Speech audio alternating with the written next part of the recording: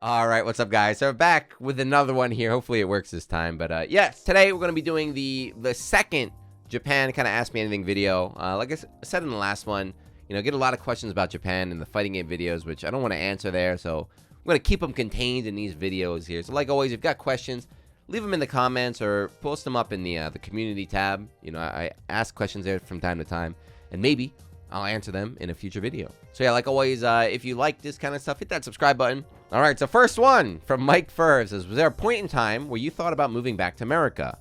If so, what were the reasons? Is it possible in the future to move back, or do you think Japan's going to be your home forever? To be honest, no. I never once thought, like, I'm done. I want to go back home. I want to move back home. I've been here for like 11 years now, and I've been happy the whole time. I feel like everyone's different, but I feel like the country and everything, it kind of just fits me, my style. So yeah, I've been happy the whole time. And the other thing is, if I ever did want to leave, I don't think I'd go back to America. Not that like I hate America, I don't want to go there, but it's like I lived there for 25 years. I lived there 25 years. I got my fill. I feel like if I was going to leave Japan, I'd go to a different country. Europe, maybe somewhere in Europe. That could be cool. That could be cool. But yeah, to answer the question, no. I like it here. All right, next one from Kai Guys is, in your last Japan AMA, you spoke about how you cook for yourself. So I got to ask, what Japanese dishes have you succeeded in making, and what dish would you like to make in the future? The reason why I cook is because I don't want to eat Japanese food. That's the whole point of cooking for yourself, is that I don't have to eat Japanese food. So if you ask me what Japanese food do I cook, none. I don't cook anything. The only thing I cook, like yakisoba, that's like junk food. So like yakisoba, I rarely make it now, but when I first came here and I was really broke, I cooked it a lot because it was so cheap. You get three packs of yakisoba for like $1, and just toss in like some eggs, some cheap meat, some cheap veggies, and like it was like a filling, heavy meal. But yeah, I don't cook anything. What do I want to cook? Nothing. I like the food I make, and it's not Japanese food. I'm sorry. I know you guys love like sushi and ramen and all that stuff, and like it's good, but you don't want to eat it every day. I know everyone's like, shut up, Jiyuna. I'll eat sushi every day. I'll eat ramen 3 times a day. You won't. The food flavor in Japan, I would say, is very mild, and it's very similar. A lot of dishes have like similar flavors. The only real way to get like authentic, like home cooked food is just make it yourself, right? It's rough. Alex says, what was your biggest challenge teaching in Japan? Was it the preps, materials to teach, or different culture and students? Love your videos, man. Thank you. The thing about teaching in Japan, you're not actually teaching, right? It's different if you're like a university professor, but 99% of English teachers you're kind of just like replaceable. One of the things people say is you're a walking tape recorder. So the actual teaching part is super easy, right? Just like repeat after me, blah, blah, blah, blah. The hard part was staying positive, right? So you're expected to be genki. You're expected to be like smiling and energetic and like approachable and very happy all the time, because like you're putting on a show. So that's really hard to do when you're waking up at like 6 a.m. with a hangover from last night, and then you have to like dance in front of a class of like 30 little kids. It's hard to like stay smiling the whole time, but you have to do it. It's rough. It's rough. I'll say, like, if you want to come to the country and teach, it's good. But if that's your goal, if like your dream is to be an English teacher in Japan, I would tell you to rethink your goal, because it's not a long-term goal, or focus on becoming like an evolved teacher. Like I said, university, own your own school, but you don't want to be working at ACOW your whole life. Trust me. All right, next up from Brian. What's the best fast food in Japan? What does fast food mean? I don't know what he means by fast food, but I think maybe we'll talk about like chain restaurants. Like in America, it's like Applebee's. Is that a fast food? I don't know. But a chain restaurant like that. The one thing that really surprised me when I came to Japan is that chain restaurants, or like fast food chain restaurants, are so good. I feel like a lot of these restaurants become chains because they're so good, right? They start out as like a single spot. They're really good, and so they expand. So if I have to pick like a fast food, just one. So I don't know if this counts as fast food or not, but what I think, if I got to pick one, this is the picture I got right here. This is my photo. Osho, this is so good. So this is like a chain fast food Chinese restaurant that you can get for like delivery, and the food is like super fast, right? You sit down, you order, it's out in a couple minutes right now.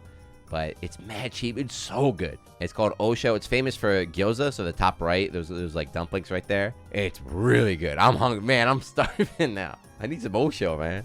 But yeah, that's my pick. That's my pick. All right, next one, Zork. Here's another like fast food question. So is the whole Japan 7-Eleven and McDonald's are gourmet food compared to America as a myth?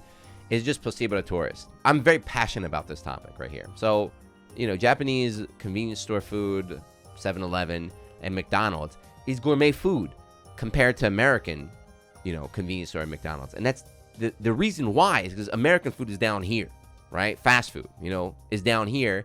So Japan fast food is here. It's good compared to America, but my issue is when tourists come here and they're like, Justin Wong, my boy from Panda, he hit a McDonald's burger and said that was the best burger he ever had in his life. He didn't say it was the best McDonald's burger. He said, that's the best burger I ever had in my entire life. It's at the end of the day, it's still convenience store food. It's still McDonald's. It's not amazing. It's just better than at home. But I see it all the time. It's not just Justin. A lot of people are like, dude, this 7-Eleven sandwich was the best sandwich I ever had in my life. Or like, this is like quadruple S tier. It's like, no, it's not. Everything, if you're on vacation in this country, everything gets like a plus 300 bonus on any like food or thing you eat. And it's not because the food is actually that good. It's just that you're so happy to be here, right? You're having the time of your life. You're finally in Japan. So everything is like magical right now. But try it's just convenience store food.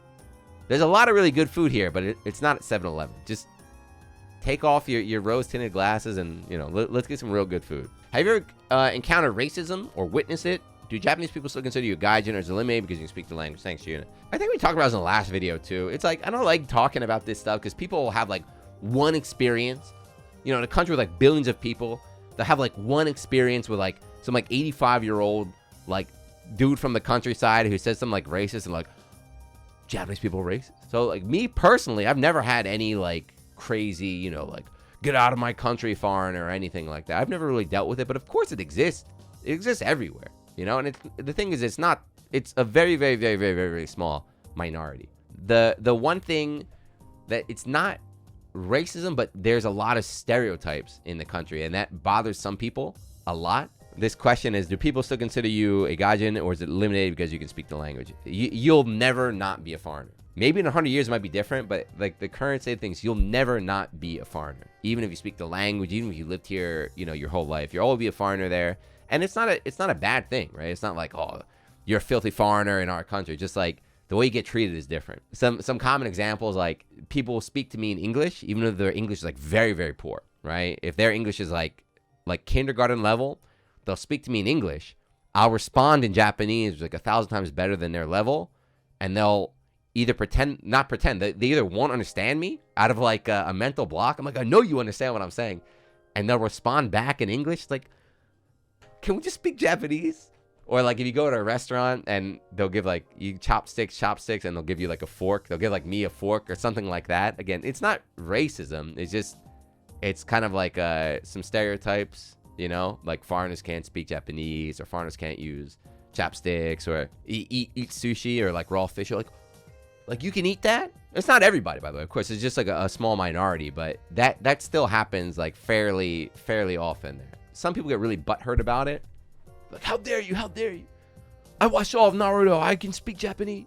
You just got to, like, you know, roll with it. But, you know, Soups, could you please explain how to separate garbage in Japan? I've lived here 11 years. I cannot. No, I can't. No, I don't. My advice for you, you need to get successful enough where you can move into an apartment building where they will separate it for you. That's the only advice I can give you.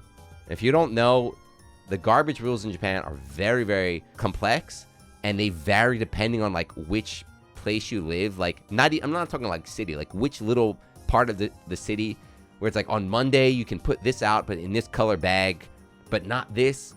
And like every day is different. Every day is like it's crazy. One experience I had when I first moved here, it was probably the very first week or the second week I was here. So I moved in Japan in the middle of summer in July, which is like the hottest season. Disgusting, super humid, and I didn't know anything, so I put all my trash in a bag and I put it outside and I left it out, and I get a knock on my door from the landlord, and he was like, hey you, he's like, come with me. I was like, oh shit, what did I do? He takes me outside to the trash pile and he's like, that's yours, right? I was like, yeah, that's my trash. And he told me I put it out wrong, and I had to dig in, and middle of summer, I had to dig into my trash bag and take out all the things that didn't belong on that day. And like, it smelled so bad. I was sweating. Japanese people were walking behind me as I'm digging in the trash. It was so like embarrassing. It was a horrible like experience my first week. All right, I guess I have to learn how to actually separate the garbage. You gotta follow the rules, man. You gotta follow the rules. That's it. Another thing about garbage, which is really annoying in this country, is you have to pay to throw things away. Like if I want to throw this chair away, I can't just throw it away. I have to pay money to get a special ticket, schedule a pickup or a date, put it out on the date, sometimes like once a month, and they'll pick it up if the sticker is on it. That's for anything really big, so it's really annoying. Good news is that there are people that take trash. So sometimes I definitely be like, all right, I'm gonna put the chair out tonight, see if somebody takes it overnight, and I'll wake up the next morning, some guy took it. I'm like, yeah, all right. Enjoy the new chair. Mac says, when is a great time to visit and how long should one plan a trip for? That's a hard question. I think the go-to seasons are spring and fall, because Japanese, even though I love summer. Summer is my favorite season, especially Japanese summer, like festivals and everything, but it's very hot. Very hot and very humid. Like, I'm talking, you just stand there, you just stand outside and you start sweating. You feel disgusting. If you like that, then come in summer. It's great. But if you don't like that, I think most people don't like that, come in the springtime, but not during Golden Week, okay? So when's Golden Week? Golden Week is like the first week of May. Skip that. Don't come during that time. March, April, May. Don't come in June, though. Don't come in June or July. Raining season. It rains every day. It sucks. If you come in the fall, don't come in September, because that's typhoon season. So let's give the final answer. October, November, March, April, good. Unless you're a real cool dude like me, come in the summertime, sweat together, enjoy, the firework festivals, just like the festivals in general and everything. That's my recommendation. I forgot this guy. He said, how long should one plan a trip for? I forgot. I wanted to talk about that.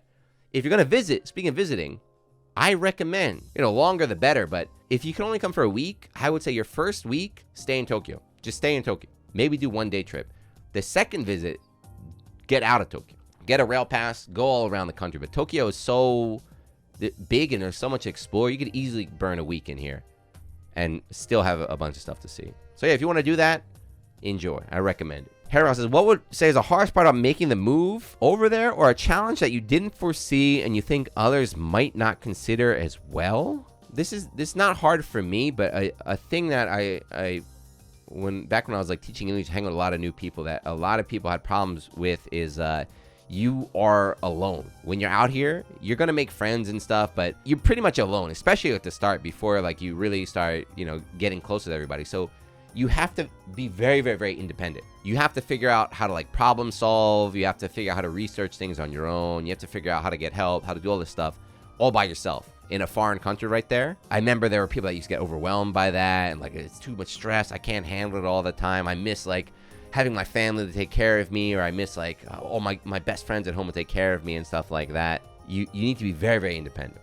I liked it though. So if that sounds like your kind of thing, then maybe it's good for you. But if not, I'm talking about people like crying and like having breakdowns at work and stuff. But I like it. I like that sense of exploring, discovering everything on my own, just wandering around, right? It was really good for me. But again, it's not for everybody. So be aware of that. All right. And last one, Insomniac says, do you have any advice for staying in Japan with your experience? I do. This is a very important thing for people to, if you're going to live here, that you need to understand is that this is not your home. A lot of people come here and be like, why are they doing it like this? Like, why are they doing this? Why are they doing this? Like, this is not how it works. They should be doing this. But it's like how things work, or how you expect them to work from where you're from. That's where you're from. Like, this is a different country, right? This is Japan right here.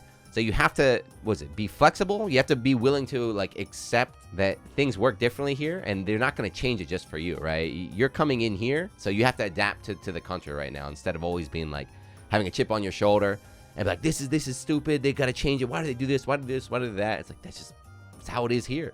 It sounds very simple. You might be like, come on, man. That's everybody knows that, but it's not. I'm telling you, I've experienced this. I've had to tell people, like, relax, man, stop getting angry. This is the way things work out here. So trust me, when you come here, just be, anytime you get angry at the way things work, you have to be like, all right, it's how it works, man. This is their country, this is the tradition, this is the culture here. I need to adapt, or I need to adapt to that culture. They don't need to adapt to me. All right, so yeah, I think that's it. That's 10 more this time. So there you go. Hopefully we got some questions. So like always, I'll do more in the future. I don't know when. If you have any burning questions, or if you disagree with anything I said, it's fine. Leave a comment, write it down there. I'll be posting up in the community tab. Like I said, next time I'm going to make a video asking for more questions. But yeah, that's it. Hopefully it helped you out. I like it here. I enjoy my time. If you want to come visit after Corona stuff ends, if it ever ends, if travel opens up, it's a great country. Yeah, and don't ask me to crash. No, don't ask. You're not. Thank you for watching my videos, but no, you cannot sleep in my apartment. I'm sorry, it doesn't work that way. But yeah, that's it. Enough rambling. See you in the next one. All right, peace.